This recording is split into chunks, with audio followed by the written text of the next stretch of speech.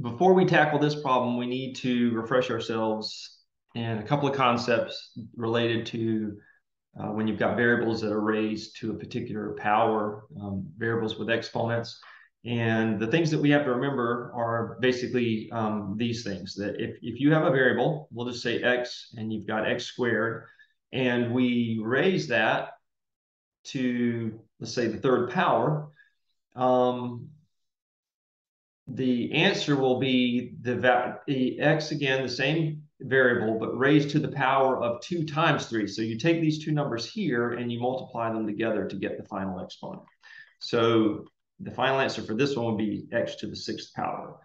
Now that's different from if you had x squared times x cubed. In this case here, you don't multiply the exponents together, you add them together. So this would be x to the 2 plus 3 power. Is how you think about that. And then the final answer would be x to the 5th power. So those are both concepts that we're going to need in order to do this problem correctly. The other thing we have to remember is that if you have variables raised to the power, or anything raised to a power, it could be a number that's in a fraction, and you want to move it to the other either the top or the bottom of the subfraction, where if it's in the denominator, you want to move it to the numerator, or if it's in the numerator, you want to move it to the denominator. You have to flip the sign on the exponent whenever you do that. So, for example, if I want, notice our problem says we're going to get an answer and everything needs to be in the numerator. Well, if I wanted to get everything in the numerator for this fraction right here, in other words, I want to move the y cubed up, I have to change the sign on the y variable. So the answer would be x squared times y to the negative 3 power. So you flip the sign whenever you move it to the other side of the fraction. If I wanted to also move the x squared term down to the denominator, then it would be y to the negative 3, and we have to change the sign on the 2 and make it x to the negative 2.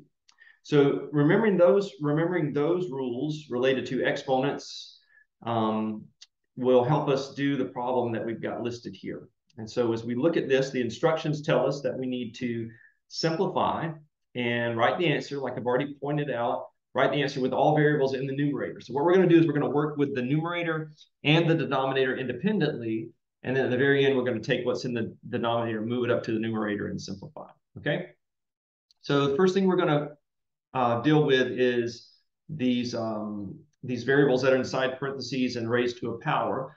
So right here, we have right here. Sorry, I forget you can't see where my mouse is pointing to.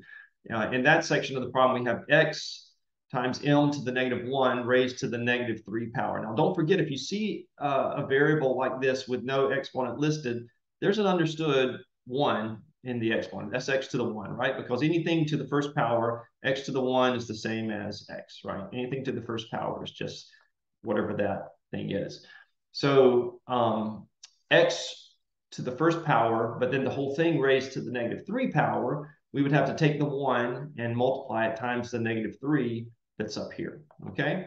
So our final answer for that would be x to the negative 3, because x to the 1 raised to the negative 3 power, 1 times negative 3 is negative 3.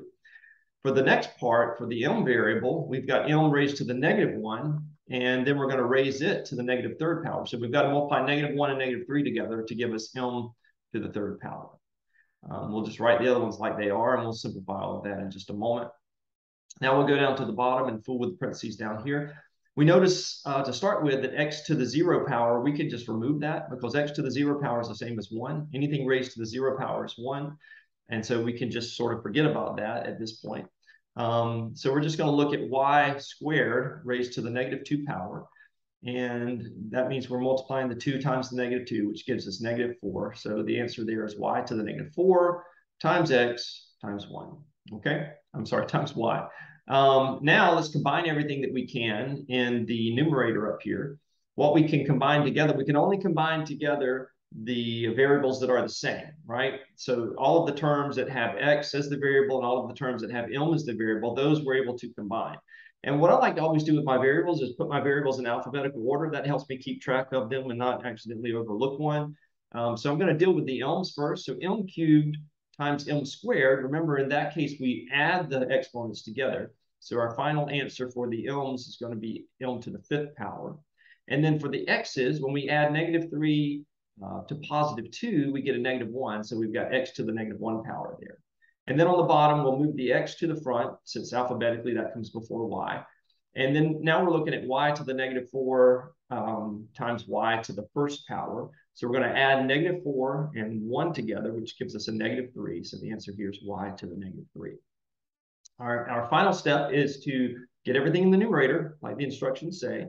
So we're going to move it all to the top. We have m to the 5th power. We're going to take, and we'll go ahead and write down x to the -1. We're going to move this x to the first power up to the top, which makes it x to the -1.